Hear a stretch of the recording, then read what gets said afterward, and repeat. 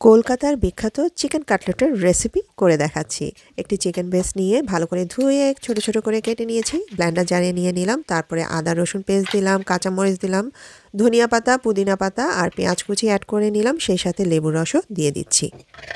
গুঁড়ো মশলার মধ্যে দিয়েছি মরিচ গুঁড়ো, ধনিয়া গুঁড়ো, জিরে গুঁড়ো আর দিয়েছি গরম মশলা। সেই সাথে একটু স্টক পাউডারও দিয়ে দিচ্ছি। আপনারা চিকেন স্টক পাউডার বা ভেজিটেবল স্টক পাউডার দিতে পারেন। সাথে একটু চিনিও অ্যাড করতে হবে। সেই সাথে সামান্য একটু লবণ অ্যাড করে নিচ্ছি। এবার একটি রুটিকে পানিতে ভিজিয়ে নিয়ে ভালো করে চিপে নিয়ে সেই রুটিটাও আমি এর মধ্যে দিয়ে দিব আর সব কিছু একসাথে করে ব্লেন্ড করে দিব। মিক্স করা হয়ে গেছে। এবার একটি বাটিতে নিয়ে নিচ্ছি একটি ডিম আর অন্য আরেকটি বাটিতে নিয়ে নিচ্ছি ব্রেড ক্রাম্বস।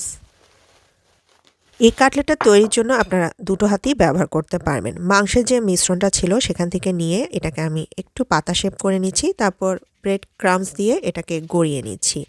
ব্রেড ক্রাম্বসে ভালো করে গড়িয়ে নেওয়ার পর তারপর ডিমে দিয়ে দিতে হবে। ডিমে দুই পাশে ভালো করে গড়িয়ে নিতে হবে। তারপর সেখান থেকে তুলে নিয়ে আবারও ব্রেড ক্রাম্বস দিয়ে এটাকে চারদিকে লাগিয়ে নিতে হবে।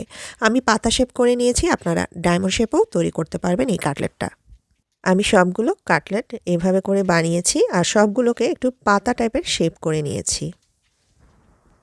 সবগুলো বানানোর পরে এবার ফ্রিজে রেখে দিচ্ছি 1 ঘন্টার জন্য ভাজার আগে। তেলটা মোটামুটি গরম করে মিডিয়াম লো আঁচে রেখে কাটলেটগুলো ভেজে নিতে হবে গোল্ডেন ব্রাউন করে। তৈরি হয়ে গেল মজাদার কলকাতার বিখ্যাত চিকেন কাটলেট। আমি তো খেতে বসে গেলাম। আপনারাও রেসিপি দেখে ঝটপট করে বাসায় বানিয়ে ফেলুন। আর আপনাদের কাটলেট খেতে কেমন হয়েছিল সেটাও কিন্তু আমাকে লিখে জানাতে ভুলবেন না। সবাই ভালো থাকবেন।